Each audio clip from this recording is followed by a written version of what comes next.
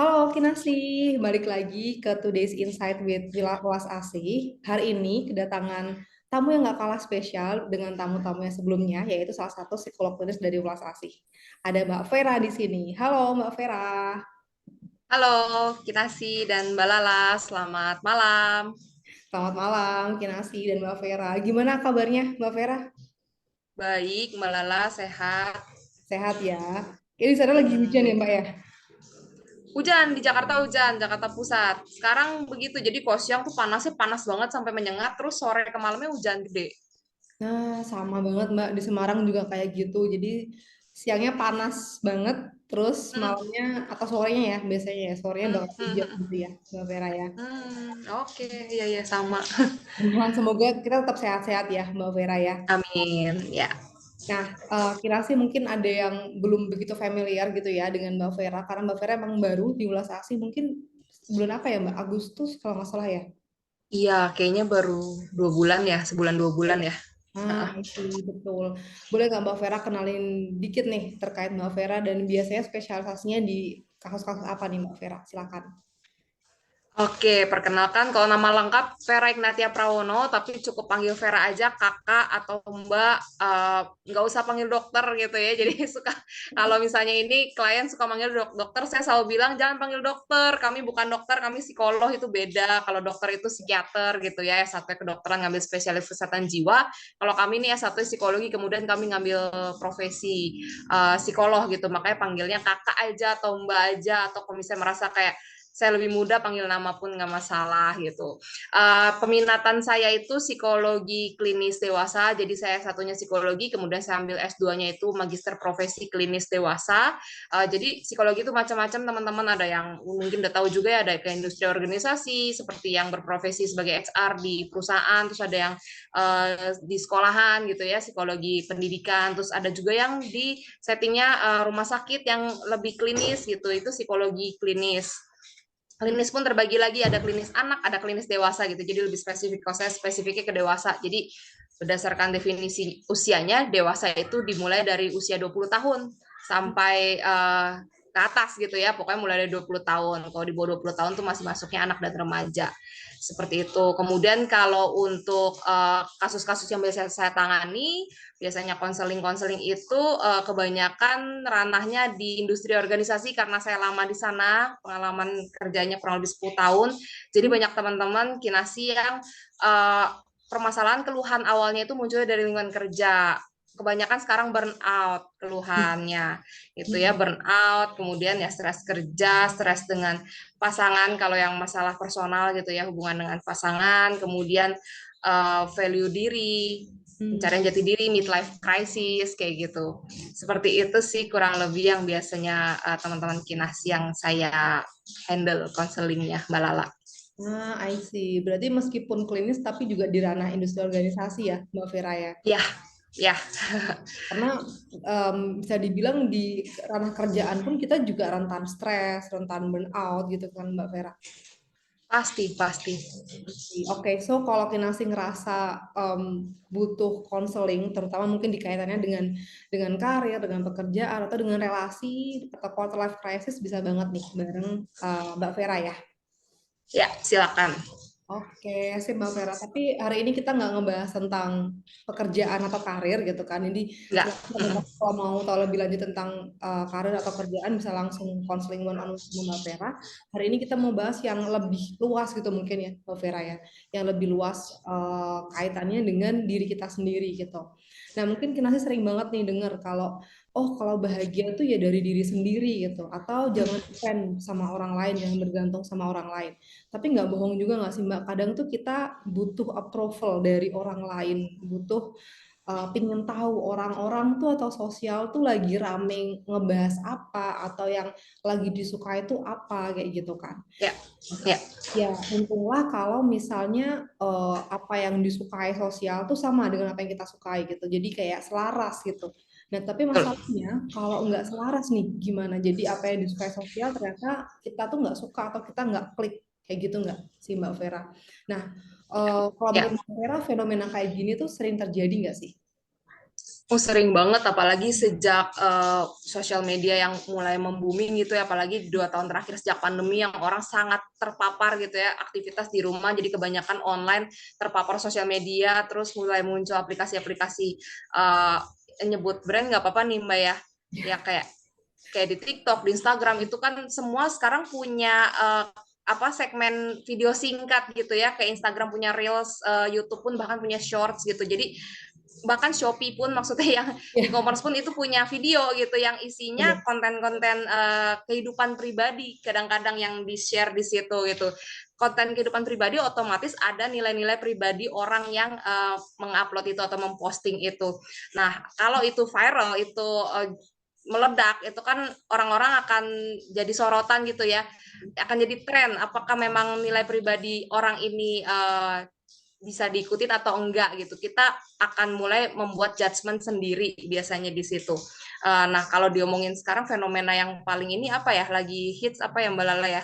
Kalau saya kemarin tuh Hah? eh kalau saya kemarin tuh yang paling saya jadiin bahan diskusi sama rekan-rekan itu yang Puji sama Shanti. Oh Puji ya. sama Shanti itu yang sempat netizen ngebulinya netizen ya sekarang istilahnya ya netizen ngebully Ashanti karena dianggapnya dia nggak welcome sama Fuji yang minta salaman. Jadi ada kayaknya di acara ulang tahun anaknya Nagita I yang see. Rafathar itu ulang tahun kan terus kan ngundang. Nah si Ashanti ada di situ bawa cucunya tuh si Amina lagi gendong bayi ya lagi gendong bayi terus Fuji datang minta salam terus kelihatannya agak agak ngambil tangannya Ashanti gitu kok di videonya. Jadi bukan yang Ashanti sama-sama nyodorin tangan tapi Fujinya agak ngambil tangannya terus Ashantinya enggak yang gimana mukanya enggak yang Yang senyum welcome banget atau ya. gimana. Langsung dibully lah sama netizen di situ, langsung dikata-katain lah pokoknya Ashanti baru kelihatan lah aslinya bla bla bla gitu. Jadi kena hujat gitu. Kemudian sampai Ashanti tuh bikin pernyataan gitu kayak saya tuh Klarifikasi waktu itu kondisinya lagi rempong banget sama ya. bayi gitu. Anaknya lagi rewel gitu, si Aminah lagi rewel. Terus Hmm. saya juga nggak lihat, emang karena Fujinya juga datangnya dari sisi belakangnya Aminah kalau kita lihat di video lebih jeli ya. Jadi memang kehalang gitu. Pada saat Fuji datang tuh kehalang sama Aminahnya. Terus pas diambil tangannya pun menurut pandangan saya yang melihat itu dia tidak menolak beda sama kalau kita disalamin orang terus kita narik itu kan kelihatan banget ini enggak gitu cuma memang mukanya seorang ibu yang seorang nenek yang lagi bingung sama anak rewel tuh itu kelihatan banget. Oh, Nah di situ pas dihujat itu saya ngeliat lagi kan videonya emang kenapa sih orang ini gitu pas ngeliat lagi ya ini wajar sih maksudnya kalau kita di posisinya Ashanti dengan kondisi kayak gitu pasti pengen cepet-cepet malah pengen cepet-cepet pergi dari situ supaya anaknya nggak rewel gitu. Anak kecil kan kalau rewel harus dibawa jalan-jalan gitu. Nah itu yang tidak dilihat, tidak diperhatikan oleh netizen. Netizen langsung menghujat gitu karena mereka dengan value-nya masing-masing gitu ya dan dengan daya observasi yang terbatas, jadi langsung memberikan judgement Ashanti tidak baik gitu. wow. Padahal setelah diklarifikasi, habis itu keluar lagi statementnya kan, ternyata netizen keliru gitu. Nah, kalau kayak gitu mau nyalain siapa? Ashantinya juga sudah keburu dihujat, udah keburu ada luka batin juga pasti kan kalau udah kayak gitu dapat head comments pasti banyak banget gitu. Nah itu sih di situ pentingnya kita berhati-hati untuk melakukan judgement sosial uh, di situ. Iya, karena ya itu sih ya, dari video singkat aja kita bisa langsung menghakimi gitu ya, Ya Mbak Vera kan. sekarang Pasti kita begitu nggak, ya trennya. iya benar, kita nggak benar-benar tahu apa di baliknya, terus kayak kenapa orang itu melakukan itu gitu kan. Lagian mungkin Ya videonya nggak begitu jelas, kayak banyak banget faktor yang mempengaruhi gitu. Akhirnya se betul. quote unquote seenaknya gitu. Kita yang lihat tuh langsung ngejudgment A, B, C, D, F, G. Padahal sebenarnya belum tentu kayak gitu nggak sih Mbak Vera? Setuju, benar-benar. Nah, kalau kayak kayak Ashanti dan Fuji itu kan public figure gitu ya. Kalau kita sebagai orang-orang Ya, biasa gitu, ada nggak sih fenomena mungkin atau yang pernah Mbak Vera lihat gitu, kira-kira kayak gimana? ya banyak ya. Ini kalau ini dari dulu dari zaman sebelum teknologi menyerang pun gitu ya. Yang namanya stigma sosial terhadap Iya sih. perempuan lah contohnya perempuan usia pernikahan terus perempuan yang sudah menikah untuk punya anak itu kan pressure dari sosial itu gede banget sampai detik ini gitu ya kita meskipun sekarang kalau kita lihat sudah ada pergeseran uh, usia untuk menikah tuh udah nggak seperti zaman dulu. Kok dulu kan kayak 25 tuh udah di push banget untuk merit. Kok sekarang tuh 30 sampai 35 tuh masih Aman agak gitu ya. lebih longgar gitu ya. Tapi ya tetap ada pressure-pressure seperti itu. eh Ya itu dari keluarga, dari teman-teman, apalagi kalau ngeliat teman-teman peer grupnya udah pada merit semua misalnya gitu ya, makin lagi merasa tertekan gitu. Padahal kan kembali lagi ke diri kita sendiri, kita sudah menemukan memang jalan hidup untuk menikah enggak, terus apakah memang sudah yakin dengan pasangan enggak, kalau belum ada pasangan lah terus gimana maksa nikah cepet-cepetnya gitu kan. Itu salah satu pressure sosial, salah satu stigma, salah satu judgement yang masih sampai sekarang, apalagi kalau misalnya kumpul keluarga gitu ya, begitu belum nikah ya semua ditanya gitu. Semua yang lewat nanya, semua yang ketemu disalamin nanya, mana pacar, mana pasangannya, kamu belum ini, kamu udah umur berapa gitu kan, males banget gitu. Udah nikah pun tetap salah kalau belum punya anak, udah punya anak pun belum tetap salah kalau belum sepasang gitu. Aduh, Iya. selalu ada gitu, selalu ada tekanan-tekanan dari sosial yang bisa bikin kita stres, depresi, frustrasi gitu ya kalau kita tidak punya filter yang baik terhadap itu Mm-mm. gitu. Itu Betul-betul. sih salah satunya sih Mbak yang paling berasa. Mungkin itu ke perempuan ya. Kalau yang soal nikah itu biasanya kan lebih ke perempuan ya. Kok laki-laki pasti ada juga sih pressure-nya berbeda aja sih. Yes. I see. Berarti ya tadi ya nggak cuma orang terkenal. Jadi kayak kita di daily life tuh juga ada aja Hmm, nih judgement kayak kamu nggak buru-buru nikah karena ABC. Jadi kayak udah menilai ya, gitu, udah ngejudge kamu duluan. picky nih ya. Makanya kamu sekolah ketinggian sih gitu kan. Bener banget. Aduh, banyak aja dah alasannya. Ya, Bener ya, ya. banget. Tapi Ya. nggak nanya dulu kayak apa sih di balik misalnya Hmm, kalau di usia ini belum nikah tuh kenapa gitu dengan empati mungkin nanya yes. atau dengan berhati-hati Betul. gitu. Tapi langsung kayak Atau bahkan ya, atau bahkan bertanya, kamu sebenarnya memilih untuk menikah atau enggak gitu. Itu satu pertanyaan yang empatik banget sebenarnya kan ya Mbak ya. mm-mm, Itu enggak, bener. hampir enggak Jarang ada banget ya. ya. Jarang Jarang banget banget ya Mbak. enggak. Jarang banget. Betul, Sering betul. sering dengernya tuh gini, kamu ini ya trauma ya, takut nikah ya. Ah, Nah, lebih ke mm, gitu. Jadi kalau misalnya kelihatannya mungkin orang nggak mau nikah tuh lebih ke kayak kenapa emang kemarin hubungannya yang kemarin kenapa kayak gitu. Jadi ya, nggak yang ya, apa nih yang membuat kamu atau tadi yang pertama betul. kamu mau atau enggak gitu. Kamu memilih yang mana Ya, gitu. Mbak ya. Fer. Jadi langsung dijudge ya, langsung dihakimi, langsung dinilai berdasarkan Bener. pengalaman atau nilai-nilai pribadinya orang itu gitu, tanpa melihat nilai-nilai pribadinya si orang yang dijudge ini. Benar. Jadi Ah, mereka menilai orang lain berdasarkan nilai yang mereka punya sendiri. betul. Padahal namanya manusia pasti beda-beda kan. Mbak Vera. Hmm, hmm, hmm. Hmm. Sebenarnya boleh-boleh aja sih kita ngejudge orang dengan nilai pribadi kita, itu sesuatu yang wajar, itu manusiawi gitu Mbak Lala ya. Cuma yang membedakan kita dengan orang-orang yang nyinyir gitu ya istilahnya adalah itu judgement keluar dari mulut kita atau enggak gitu. Itu kita sampaikan ke orangnya atau enggak. Bebas kita mau ngejudge kayak apapun, mau ngatain orang. Cuma kita harus bedain mana yang itu cukup untuk konsumsi pribadi, mana yang pantas untuk didengar orang.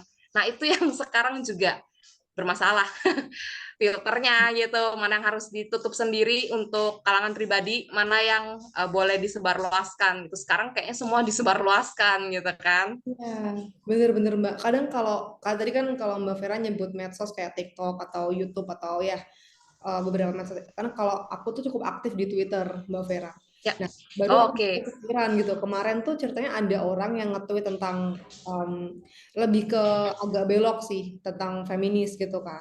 Nah, Hmm. kayaknya kurang kurang empati lah terhadap feminis gitu. Dia nge-tweet kayak gitu, terus orang-orang akhirnya pada ngehujat kan.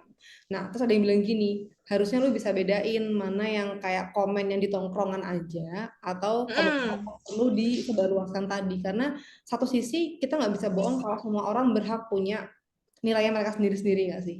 Mbak, Betul, betul. apakah ini cukup empati kalau aku harus menyampaikan di apa di publik gitu? Ya, Kalau medsos kan di publik ya, hitungannya. ya, nggak mikirin dampak jangka panjang gitu kan. Kalau yang bersangkutan baca, eh, rasanya gimana ya? Kalau saya di posisi dia gimana ya? Kalau sampai ke situ aja bisa mikir, pasti abis itu mikir dua kali sih untuk ngetik komen itu gitu. Cuma Iya, sekarang kan jari lebih cepet ya daripada otak. benar Hebat banget. memang. Daripada filternya lebih cepet jarinya gitu ya.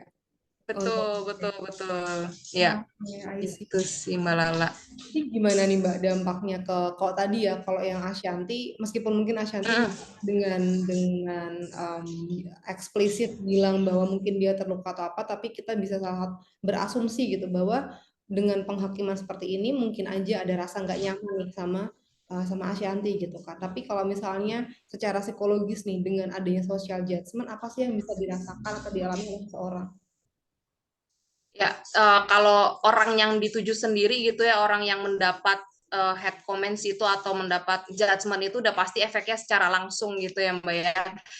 Ya pasti nggak enak gitu mendengar kata-kata yang negatif, mendengar sesuatu yang kayak dia bahkan nggak dikasih kesempatan untuk menjelaskan kayak gitu, itu pasti nggak nyaman banget. Hmm. Eh, Awalnya mungkin ada yang berusaha untuk mendebat, berusaha untuk memberikan argumen, tapi lama-kelamaan kayak merasa kayak lebih baik saya diem aja gitu, percuma ngapa-ngapain. Kalau diem aja tapi dia tetap berpegang pada value pribadinya, tetap maksudnya stick sama prinsip hidupnya nggak masalah. Tapi yang uh, kurang baik kalau misalnya dia diam tapi dia memendam stresnya itu, terus nggak ada coping stress yang efektif, Hmm. stres-stres lama-lama jadi frustasi, lama-lama jadi depresi, itu kan jadi fatal gitu hanya karena misalnya satu kejadian atau satu komen yang negatif gitu, tapi dia tidak bisa mengelolanya dengan baik dalam hal reaksi emosi gitu. Itu dampak paling parahnya sih. Dan kita nggak pernah tahu komen kita yang asal-asalan itu sependek apapun atau seasal apapun, kita mau habis komen lupa ya Mbak ya, kayak ya Benar. udah cuma asal komen leave, itunya tinggalin postnya gitu, komen komen komen. Tapi orang yang punya post itu dia dapat notif, dia melihat gitu, itu efeknya bisa sangat jangka panjang gitu. Bukankah berarti kita berkontribusi terhadap rusaknya kesehatan mental seseorang ya? Itu yang perlu kita pikirkan sih. Mm-mm. Itu Bener-bener. Mbak. Jadi kayak abis komen ya ya udah gitu lupa ya. Cuman yang memperoleh komentarnya gitu kan ada rasa nggak nyaman pasti entah rasanya apa mungkin Betul. bingung, sakit hati atau sedih atau marah gitu kan. Dan kadang tuh kadang aku jadi kepikiran sih Mbak Fera. Kalau misalnya lagi melihat medsosnya siapa gitu mungkin kayak artis terus aku buka kolom komennya ada yang kasar ya sakit hati malah aku tahu Mbak kadang-kadang kayak Ya, kok bisa betul, ya betul, betul. banget gitu loh rasanya. Membaca, pendengar, dapat secondary efeknya ya, secara Ah, nggak langsung jadinya. Benar-benar ya, ya itu juga Mbak, betul sekali. Jadi kita mendengar orang diomelin itu kadang ya. buat kita efeknya juga nggak baik ya, Hmm. karena emosinya negatif, nada suaranya negatif, semuanya negatif. Yang diserang udah pasti merasa tidak baik, yang denger juga nggak baik ya. Jadi kurang-kurangilah kadang ya membaca yang head comments gitu. Kalau udah Bener-bener. lihat-lihat ya udahlah, kadang kan kita pengen tahu lagi kan ada yang nulis apa nih, ada yang nulis apa nih gitu. Tapi kalau udah lihat satu dua begitu kayaknya lebih baik kita hindari ya, jaga jarak untuk kesehatan mental kita sendiri gitu. Karena kalau kita semakin sering kita terpapar dengan hal-hal kata-kata yang negatif kayak gitu, otomatis nanti toleransi kita terhadap hal seperti itu akan jadi lebih tinggi juga sih Mbak. Kitanya juga akan lebih gampang untuk melakukan itu ke orang lain Oh, karena kita sering terpapar kan, kita merasa akhirnya lama-lama terbiasa gitu, ada proses adaptasi terhadap kata-kata yang negatif, hujatan, makian, karena terlalu sering, karena setiap hari kita lihat gitu, lama-lama biasa, yang pada akhirnya kita ngomong pun kita merasa itu sesuatu yang biasa, tidak ada salahnya gitu, kok tahu semua orang begitu. Nah itu yang berbahaya, itu yang harus kita hindari gitu. ya, ya, ya. Oke, menarik nih Mbak. Jadi kita yang kadang baca pun juga bisa ngikut gitu karena ini udah biasa nih komen kayak gini ternyata biasa aja ya gitu karena ternyata nggak ada apa ya ketika komen komen Betul, betul. kayak gini ya akhirnya khawatirnya malah akunya nih yang jadi gampang ngomong nggak baik ke orang lain gitu ya. Betul. Nanti yang sadar biasanya sih kita nggak sadar gitu ya. Yang sadar biasanya orang-orang sekitar kita. Orang-orang sekitar kita akan bilang, kok kamu sekarang jadi kayak gitu sih. Nah, kalau ada yang udah ngomong kayak gitu, kita harus mikir sih, jangan langsung defense atau Benar. apaan sih gitu kan. Biasanya orang kan gitu reaksi awalnya defense atau denial dulu gitu, penyangkalan.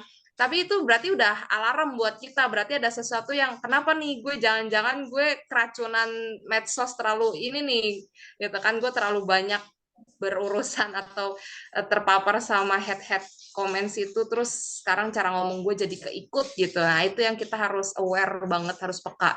Justru orang-orang sekitar kita kalau mereka ngomong kayak gitu, kita harus berterima kasih karena itu sebagai pengingat gitu ya. Kalau kita agak menyimpang nih sekarang gitu.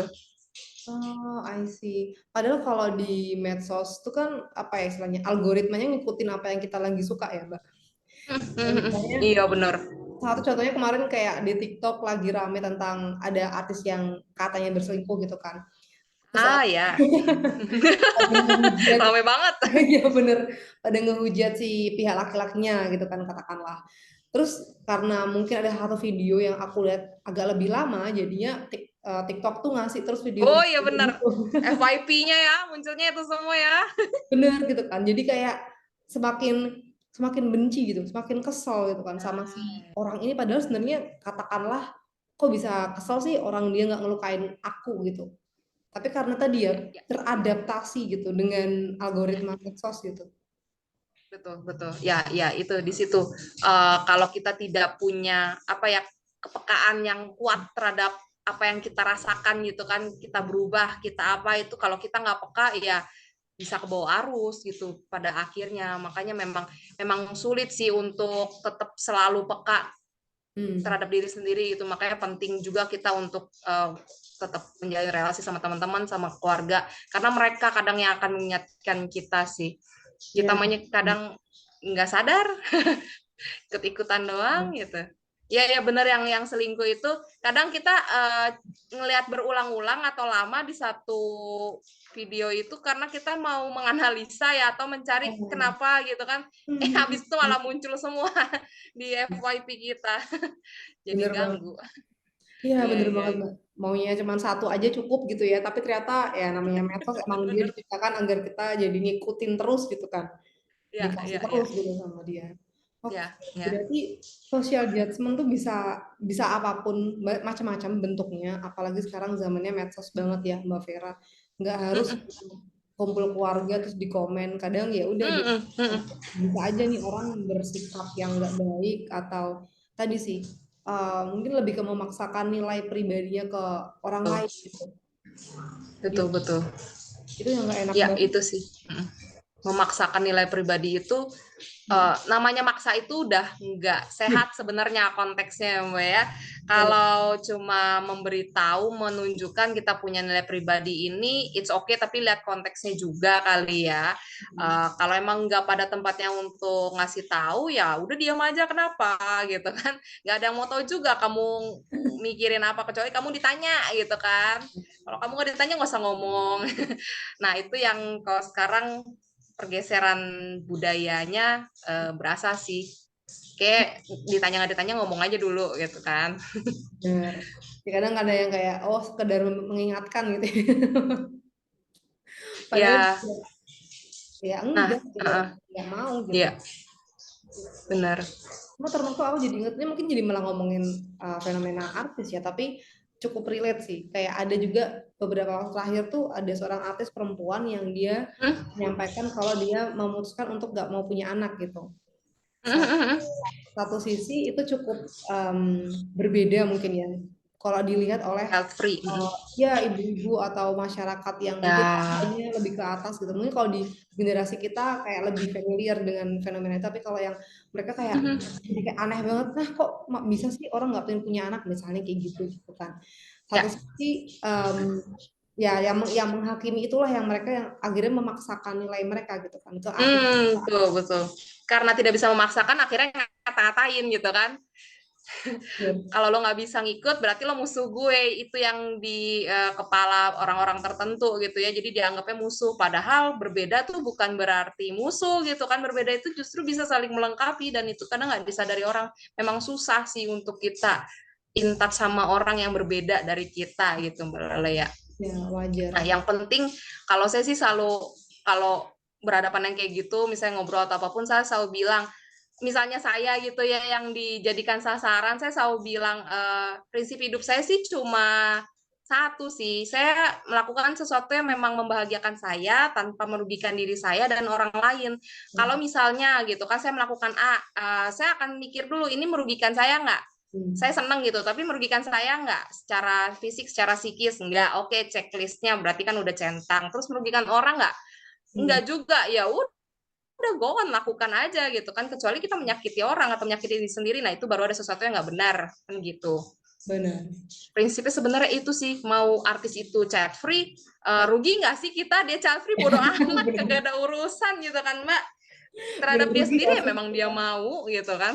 Benar. Kita juga nggak rugi ya, cuman ya tadi kita gemes banget, sorry, misalnya orang-orang tuh gemes untuk Iya, iya. memaksakan nilainya itu adalah tadi ya Mbak, yang balik lagi ini bagus banget sih value-nya Mbak Vera.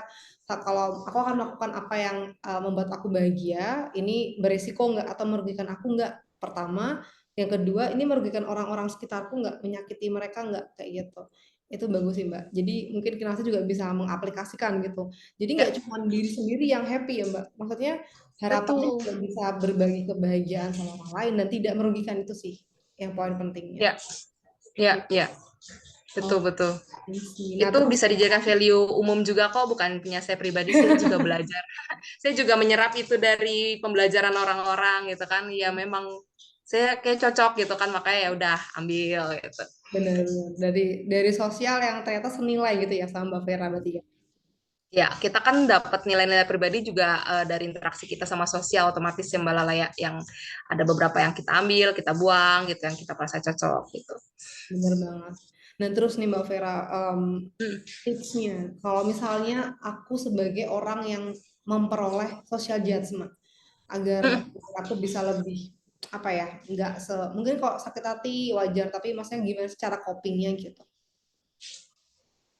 Eh, Bagaimana cara tips menghadapi social judgment-nya gitu ya Mbak Lala ya. Iya benar-benar. Eh, Pertama, kita yang penting kita punya prinsip dulu. Kalau memang misalnya kita sudah memutuskan itu, tidak melakukan itu atau melakukan itu, kita sudah tahu konsekuensinya dan kita sudah siap. Dan tadi balik lagi, kita tidak merugikan orang lain gitu ya, diri sendiri dan orang lain. Kalau memang dapat hujatan-hujatan seperti itu, setidaknya kita punya jangkar dulu nih, kita punya jangkar tadi itu prinsip yang sudah kita pegang. Terus kalau misalnya memang ada yang direct ke kita nanya atau apa namanya argue, Hmm. kita bisa balikin juga ke mereka bertanya, emangnya kenapa kalau saya nggak melakukan ini, dampaknya buat kamu gimana? Kalau misalnya orang yang biasa kayak gitu yang ngejudge itu, dia akan bilang kita kan mikirin kamu bla bla bla bla bla bla. Makasih, tapi saya yang bertugas mikirin diri saya itu yang utama adalah saya sendiri gitu, karena yang menjalani hidup kan saya gitu. Bagaimana kalau misalnya yang ngomong itu ya, kalau kamu sendiri gimana? Hidupmu sudah cukup oke kah? Kamu sudah bahagia? Tanyain gitu aja. Biasanya kayak gitu-gitu kurang bahagia sih, Mbak. Jadi begitu kita tanya apakah kamu sudah bahagia, biasanya mereka akan langsung defense kok, itu langsung gitu kan. Udahlah. Dari situ kayak ya udah langsung cash close sih. Nah, Biasanya gitu tipsnya. Jadi nggak perlu kebawa emosi terus marah-marah terus apa, maksudnya kan kadang yang kita yang balikin sewot lalu sendiri nggak usah ngurusin orang gitu kan. Jangan, kalau kita kayak gitu justru kita rugi secara emosi gitu kan, bisa stroke dini kita lama-lama kalau terlalu sering kayak begitu kan. Adem-adem aja, yang penting kita udah tahu prinsip kita apa, udah ada jangkarnya, tinggal ngadepin dia, balikin aja tanya gitu. Nah, kamu bahagia nggak dengan hidupmu sekarang, perkawinanmu bahagia nggak? Gitu aja. Biasanya tertohok sendiri kok gitu. Nanti mereka akan jaga jarak sendiri karena mereka biasanya yang kayak gitu memang itu sih Mbak, bukannya ngatain ya, tapi kita cenderung kayak begitu ke orang karena memang kita sendiri merasa kurang gitu, kurang bahagia, kurang nyaman dengan hidup kita, dengan apa yang kita jalani, makanya kita berusaha membuat orang kadang untuk rasa rendah ya. coba deh lo merasakan kayak gini juga, karena kita kalau ngeliat orang yang bahagia ya manusiawi sih, kayak kok dia enak banget gitu ya, coba gue kayak dia tuh pasti ada gitu, setitik dua titik tuh ada gitu di dalam kepala kita. Nah untuk orang-orang yang nyinyir itu dia tidak bisa memfilter, ini kan pilihan saya gitu, ya udah dia udah milih itu, udah nggak usah dicampurin. Orang-orang yang tidak bisa melihat ke situ ya akan berusaha untuk membawa orang lain ke situasi yang dialami gitu, Hmm. yang mana sebenarnya kurang baik kan. I see. Gitu sih Mbak, kalau yang aku lihat selama ini ya, fenomenanya ya, yang aku lihat dan rasakan sendiri. Benar, jadi tipsnya adalah yang pertama punya prinsip dulu gitu kan, tahu apa yang sebenarnya kamu lagi jalani gitu kan. Dan kalau ada yang bersikap seperti itu, nggak perlu goyah. Kayak goyah di awal ya wajar kayak apa sih kayak makdek Mempertanyakan di kembali. awalnya ini. Heeh. Nah, tapi stay calm aja teman-teman kinasih, tanyain aja ke mereka kayak oh kayak lebih ke masuk ke percakapannya tapi nggak yang kita jadi korban gitu mungkin ya Mbak kayak oh ya emang kenapa ada ruginya kah buat kamu, Hmm. jadi Hmm. lebih ke sana sih Ya, arahnya Mbak Vera. ya. Jangan ikutan jahat aja pokoknya ya. Maksudnya kalau kita dijahatin, jangan membalas dengan sama jahatnya gitu. Ya, rugi aja.